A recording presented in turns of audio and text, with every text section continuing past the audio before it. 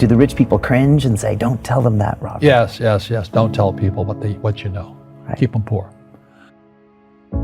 They don't want what we know out there. I wasn't poor by most people's standards, but I came from a family with a poor attitude, if you know what I mean. Because rich, poor, middle class, poverty starts with a fundamental attitude. So I was in Hawaii, I was 9 years old. My father was the head of education, PhD. Very smart man, good guy. And for some reason, we moved across town and I went to a school with rich kids. And my classmates were mostly white guys. And I was one of the few Asians in the class. And these guys, their fathers owned the banks, they owned the plantations, they owned the car dealerships, they owned the meat packing company, they owned the ranches. And I'm going, how come my dad doesn't own that? What is financial education? It's not get a job, work hard, save money, and invest in a well-diversified portfolio of stocks, bonds, mutual funds, and ETFs. That's not it. Financial industry is two things, debt and taxes, and that's where things start. 1971, Nixon took the dollar off the gold standard, and the US dollar became debt. And we still tell kids to go to school, get a job, work hard, save money, and get out of debt. So that's why fake is fake money, fake teachers, fake assets. And the asset part, you know where that comes from. It's the City of London, Wall Street, the derivatives markets, LTCM, long-term capital management records. And all of us that know are kind of getting out. This is what's really going on. But our school system will never tell us that because they're part of the process. Fake money, fake teachers, fake assets. We all have fear. To be truthful, we all have fear. It's just how you deal with it. Einstein said, imagination is more important than knowledge, but knowledge empowers imagination. And what most people lack is real business knowledge, like accounting, like debt, like taxes. You got to know that stuff, but they don't teach it in school to anybody. So if you're not going to study, you're not going to practice and all that, then you should do what Wall Street tells you to do. Buy, 401ks, mutual funds, ETFs and all that. But that's where they're fake assets, because they only make Wall Street or the City of London rich. Just watch where the cash is flowing. Follow the money. It's not making the poor middle class rich. All Wall Street in America has done is rip off the pensions, because pensions are the biggest pool of money in America. And states like Kentucky, New Jersey, Illinois, California, Hawaii are going bankrupt because Wall Street went in and just sucked all the cash out of their pensions. So the school teachers like my dad, the firefighters and police officers, they have no retirement now. A lot of people get financial advice from outsiders. If maybe a financial planner, a stockbroker, a real estate broker, but they're not on the inside of the deal. And one of the reasons I like being an entrepreneur and being a real estate guy is I'm always trading from the inside. I know the deal. I'm part of the deal. I am the deal, But the average person who buys like stocks, bonds, mutual funds, ETFs, and saves money, they're outsiders. They have no idea what's going on between them and the real world of insight. So the CIA, long-term capital management, the Pentagon, and they're the inside on what's going on with money. Nomi Prinz was with Solomon and Lehman Brothers and Goldman Sachs. They're insiders. And I was this little guy on the outside trying to figure out, what are those guys doing? How is the wizard pulling these handles and all this? And we're all outside jumping around doing as they tell us. You should save money. Okay, I'll save money.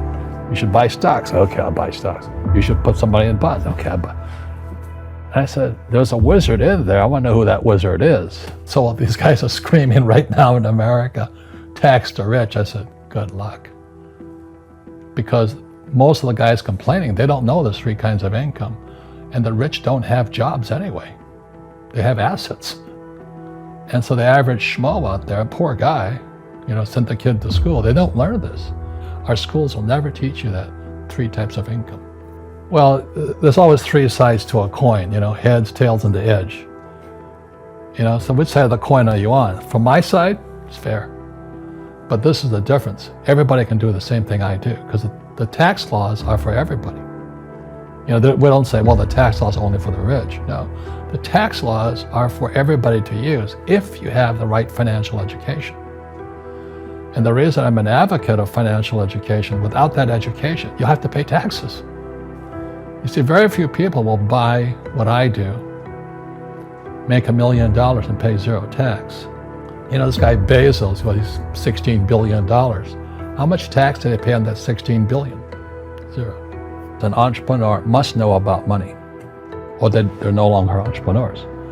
And it says an employee doesn't have to know anything about money, because the government will take care of them, the company will take care of them. So I remember raising my hand when I was 9 years old, talking to my fourth grade teacher, and I said, when am I going to learn about money? And she was this woman who should have retired 50 years earlier. She was so sick and tired of kids by this time. She says, the love of money is the root of all evil. And I said, what am I, in Sunday school? And she says, we don't teach money at school. I said, why not? And she couldn't answer me. And she got very flustered. She said, sit down, take your seat. And then I got curious. I said, why don't we learn about money? She says, go ask your father. He's my boss. So my father was the head of education.